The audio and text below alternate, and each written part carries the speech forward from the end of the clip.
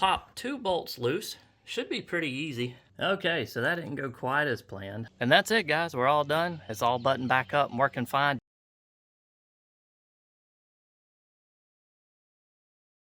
What's going on, guys? Welcome back to the channel. Hope you're having a fantastic day today. We're back out in the garage with the 2017 Ram Sport for another, what I hope to be, quick install.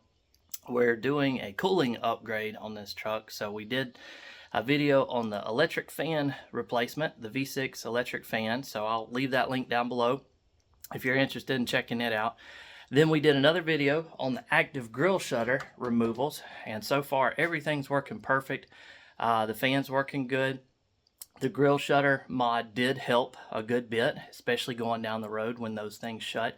I won't get into a lot of that here. Again, I'll leave the link if you're interested in that. But today we're doing part 3, and we've got our Mishimoto 180 degree performance thermostat replacement. So this is, of course, a little bit more expensive than a lot of other options on the market. I think it was around $50. I'll leave the link to this below too. I think the price is the same on their website and Amazon, and so I think I just picked it up off of Amazon to get it here pretty quick. But again, there are other options that are cheaper than this. I did a full cooling upgrade on the Mustang, radiator, oil cooler, transmission cooler from these guys. Everything went perfect. Fit and finish install performance was great, so I just decided to stick with them again for this part. So we'll see how it goes. It's a thermostat. I don't think it's anything crazy special here, but I do like these guys. Not a sponsor, and so we're gonna try this out today. If you want to follow along for more stuff like this, we've got a few more projects we're doing on the Ram. We're going to do a tune next to take full advantage of the electric fan upgrade, and that'll kind of finish that phase out, and then we'll move on to some other stuff. But show you what we've got so far.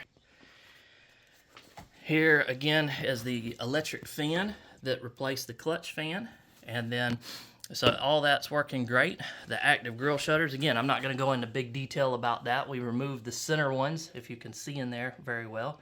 Left the top and bottom one. You can check out that video if you want to. But today we've got to pop 2 bolts loose. Should be pretty easy.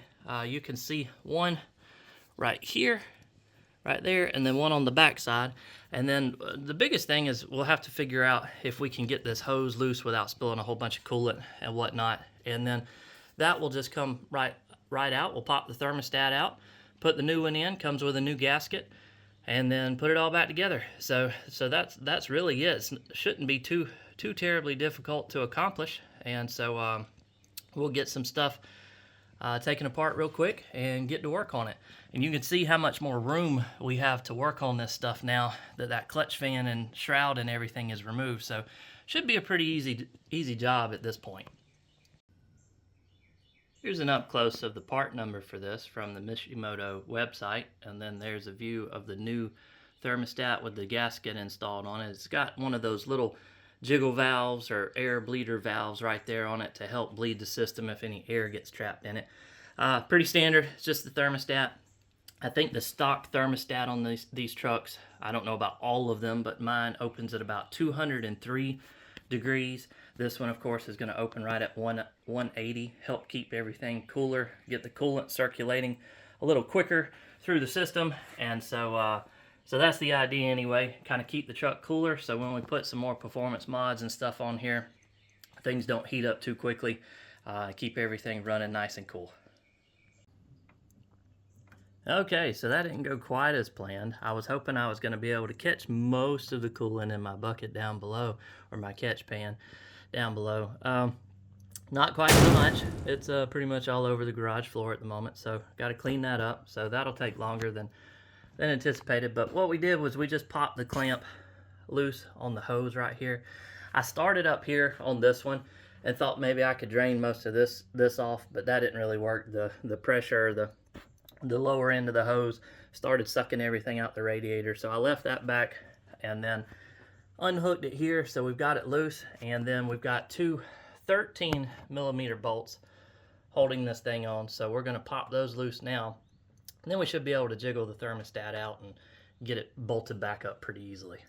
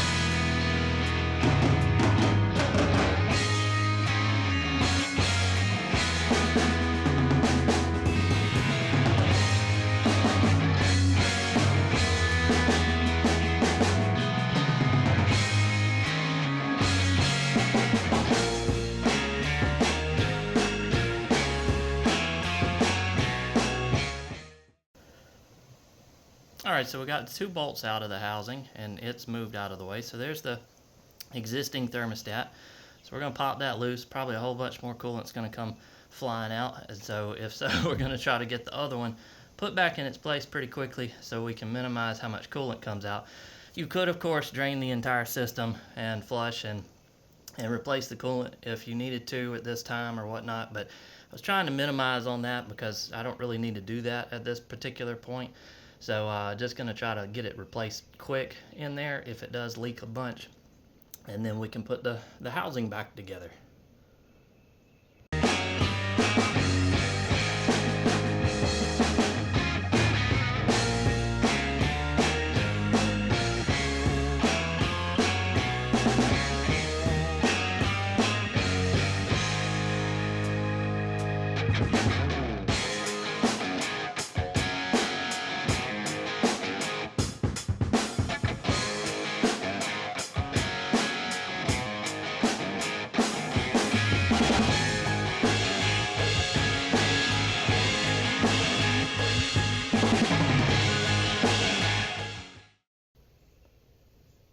And that came out pretty easy. The gasket was wedged in there a little bit, had to pry it out with a screwdriver.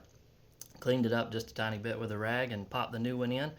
Got that little jiggle valve towards the top so any air can kind of come out of it. Kind of replaced it back in the same spot that the original was, so we hopefully don't have any issues there. Shouldn't. And then just got to put the housing back on it and bolt it down, and we're good to go. And we're all back together. Got the 2 13mm bolts back in, snugged up, nice and tight. I twisted the hose slightly. If you watched the electric fan video I did, I was making a comment about this hose, coolant hose, rubbing on one of these fan supports here. So I dremeled it off or filed it off so it wouldn't rub as bad. So while I had it apart with this clamp, which is easy to do if you wanted to do it at a different time, I kind of rotated that hose out a little bit to keep it off of this. So took care of that, tightened this one back up. Now we just got to top off the coolant from all the wonderful coolant I spilled all over the garage floor, clean up our mess, and test it out, see how it works. We got everything back together, truck's running. It's almost up to temperature, so that we can get that coolant circulating through and see if it cuts on about 180 like it's supposed to. So we're almost there. We're at 181 now, so it should open up and we should feel some heat start moving through the hose now as it circulates that coolant. So let's go check the hose.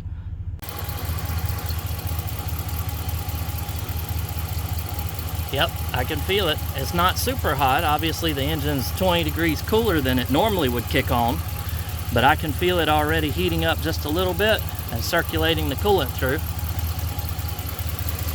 I don't see any leaks, drips, or anything. I sprayed off all my mess that I dropped everywhere earlier, so that's what most of this residual is. But yep, I can feel it coming through the hose. No leaks over here. So I think that was a success. And that's it, guys. We're all done. It's all buttoned back up and working fine. Don't forget to fill up your actual radiator and check your overflow tank if you lost a lot of coolant like I did when you unhooked the hoses or whatnot. If you drained it before you did it, obviously you have to fill everything back up. But it kicked on right at 180. Everything heated up just like it was supposed to. I popped the cap just to make sure all the coolant went back down through the system and circulated. Everything seems to be fine. No drips or leaks or anything from where we took it apart. Really, 2 clamps and 2 bolts is all I took apart, but it all went back together just perfect. And so that's step 3. We did the V6 electric fan swap. Then we did the active grill shutter delete.